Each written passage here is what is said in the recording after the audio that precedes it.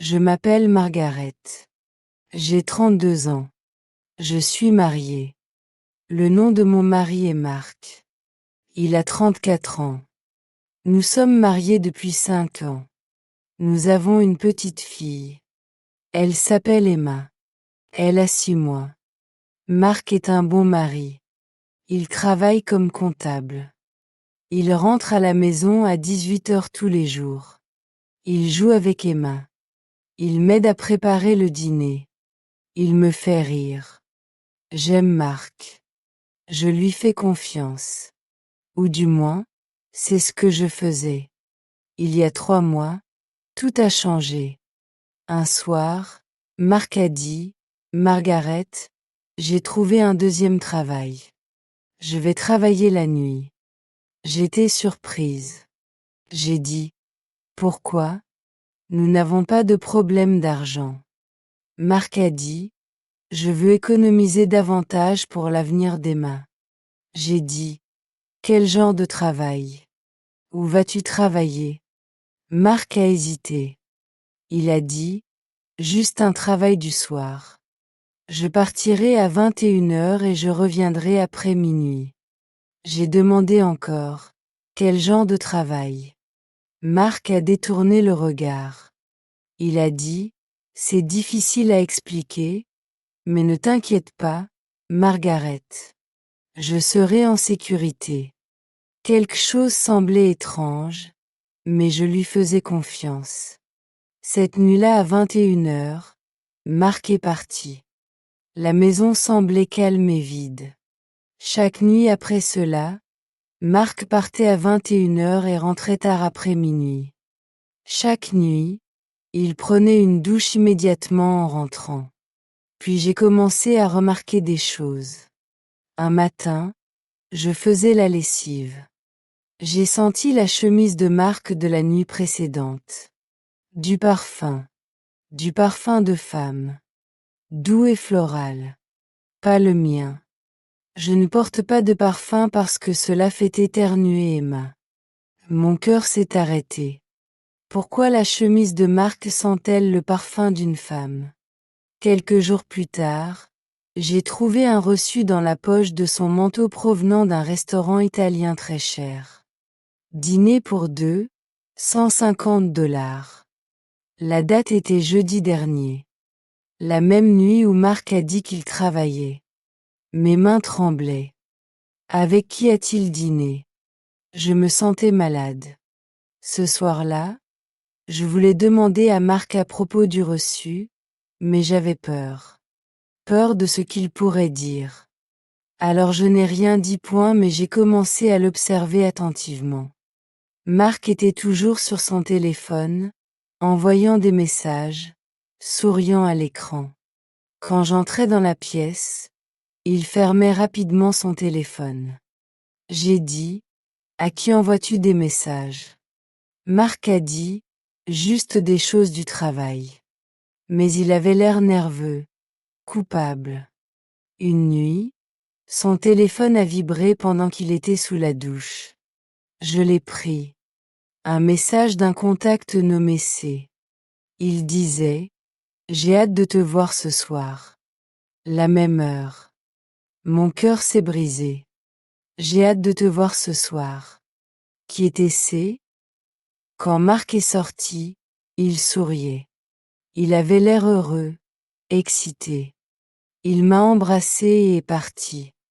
Je suis restée assise sur le canapé en tenant Emma, pleurant silencieusement.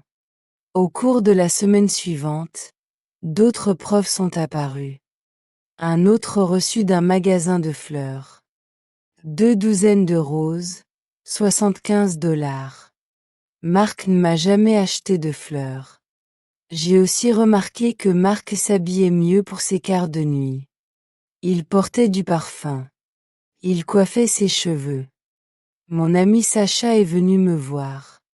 Elle a vu mes yeux rouges. Elle a dit, Margaret, qu'est-ce qui ne va pas? Je lui ai tout raconté. Le parfum, les reçus, les messages. Sacha a dit, Margaret, on dirait qu'il te trompe peut-être. J'ai secoué la tête. J'ai dit, non, pas Marc. Mais je ne me croyais plus moi-même. Cette nuit-là, j'ai décidé de le suivre. J'ai demandé à ma voisine de surveiller Emma. À 21h, Marc est parti. J'ai suivi sa voiture. Il a conduit pendant 20 minutes jusqu'à un quartier calme. Il s'est garé devant une petite maison avec une porte bleue. Il s'est approché de la porte. Elle s'est ouverte. Il a souri et est entré. Je suis restée dans ma voiture à regarder cette porte bleue. Mon mari venait d'entrer dans la maison d'une inconnue à 21h. J'avais l'impression que mon monde s'effondrait. J'ai attendu 2 heures. Marc n'est pas sorti. Finalement, je suis rentrée chez moi en pleurant. Marc est rentré tard après minuit comme toujours. Il a pris une douche.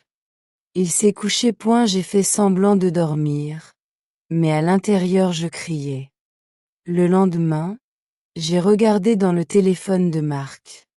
J'ai trouvé le numéro de C et je l'ai recherché en ligne. Un nom est apparu. Catherine. Je l'ai trouvée sur les réseaux sociaux. Elle était belle, de longs cheveux noirs, environ 40 ans. Elle était plus âgée que mon mari. Mon cœur s'est serré. C'était C. C'était la femme que mon mari voyait chaque nuit. J'ai regardé ses photos. Elle avait l'air heureuse, confiante, tout ce que je n'étais plus. Je venais d'avoir un bébé. J'avais des vergetures. J'étais fatiguée tout le temps. Je me maquillais à peine. Bien sûr, Marc voulait quelqu'un d'autre. Quelqu'un de beau. Quelqu'un d'excitant. J'ai pleuré et pleuré jusqu'à ce que je n'ai plus de larmes. Ce soir-là, je ne pouvais même pas regarder Marc.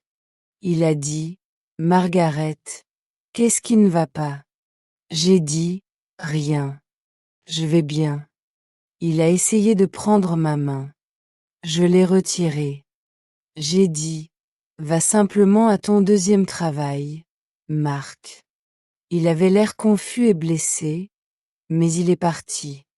Le lendemain, j'ai décidé, plus de mensonges, plus de secrets. À 20h30, je me suis tenue devant la porte. J'ai dit, Marc, nous devons parler maintenant. Il avait l'air surpris. Il a dit, Margaret, je dois partir. J'ai dit, non, assieds-toi et dis-moi la vérité. Marc s'est assis sur le canapé. J'ai dit, où vas-tu chaque nuit? Il a dit, Margaret, je te l'ai dit. J'ai crié, arrête de mentir. J'ai trouvé les reçus. J'ai senti le parfum. J'ai vu les messages. Je t'ai suivi jusqu'à cette maison. Son visage est devenu pâle. Il a dit, tu m'as suivi? J'ai dit, oui. Dis-moi qui est Catherine. Dis-moi pourquoi tu vas chez elle chaque nuit. Dis-moi tout. Ses yeux se sont écarquillés. Marc avait l'air choqué. Il a dit, comment connais-tu Catherine? J'ai dit, dis-moi simplement la vérité, s'il te plaît. Mes yeux étaient remplis de larmes. Marc a passé ses mains dans ses cheveux. Finalement, il a dit, Margaret, assieds-toi. Je vais tout te dire. Je me suis assise sur le canapé. Mes mains tremblaient. Marc a dit, Margaret, Catherine est ta mère. Je me suis figée. Quoi? Marc a dit, la maison où je vais chaque nuit, c'est la maison de ta mère. Je ne pouvais plus respirer. Ma mère.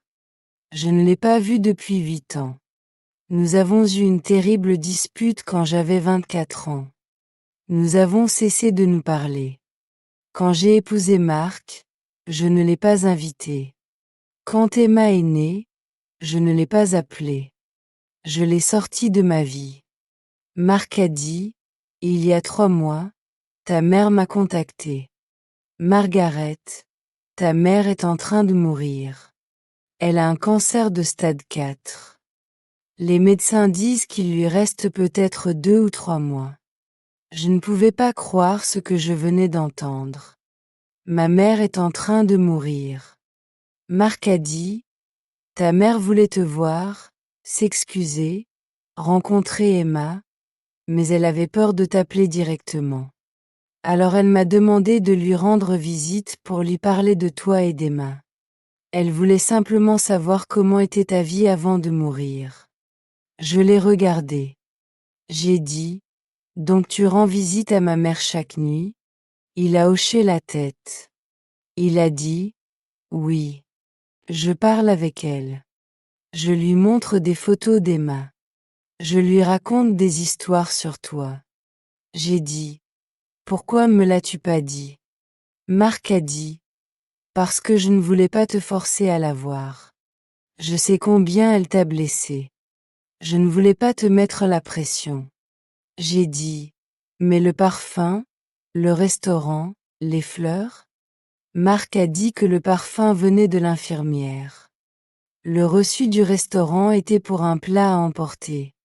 Ta mère voulait manger ses pâtes préférées une dernière fois. Les fleurs étaient pour sa chambre. Étage c'est dans mon téléphone. Je l'avais enregistré sous C pour que tu ne vois pas son nom complet.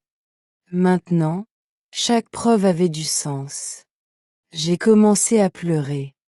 J'ai dit, je pensais que tu me trompais. Je pensais que tu ne m'aimais plus. Marc a dit, jamais. Je ne ferai jamais ça, Margaret. Tout ce que j'ai fait, je l'ai fait pour toi. Marc a sorti son téléphone et a ouvert un dossier de vidéo. Il a dit, j'ai tout enregistré chaque nuit. J'ai enregistré ta mère qui te parle. Il en a lancé une. Le visage de ma mère est apparu. Elle avait l'air mince et pâle. Elle a dit, Margaret, ma belle-fille. Je sais que je t'ai blessée. J'ai dit des choses terribles. J'étais stupide. Je veux juste que tu saches que je t'aime. Je t'ai toujours aimé. Marc me montre des photos d'Emma. Elle est magnifique. J'aimerais pouvoir la tenir dans mes bras. La vidéo s'est terminée. Mes yeux étaient remplis de larmes. J'ai regardé Marc. Cet homme qui a passé 3 mois à rendre visite à ma mère mourante pour protéger mon cœur. J'ai dit, Marc, je suis tellement désolée. Il m'a serré dans ses bras. Il a dit, ce n'est pas grave. J'ai dit, est-ce que je peux encore la voir? Marc a dit, oui, elle t'attend. Nous avons conduit jusqu'à la maison avec la porte bleue.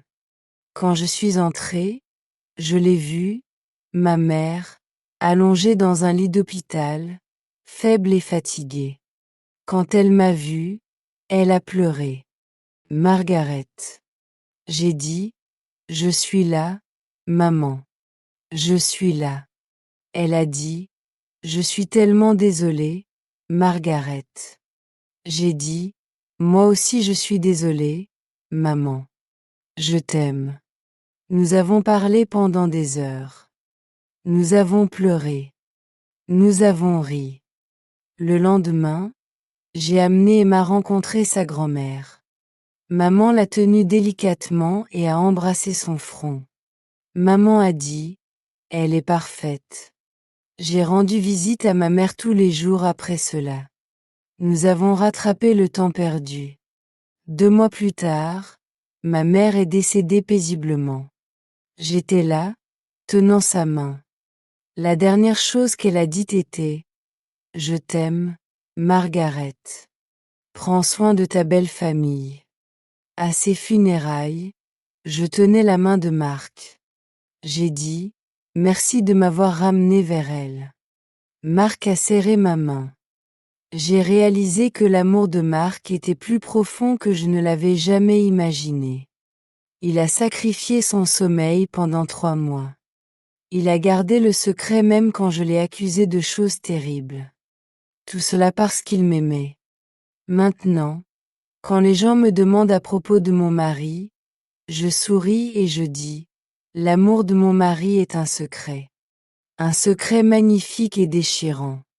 Et il m'a donné le plus beau des cadeaux, la chance de pardonner à ma mère avant qu'elle ne meure.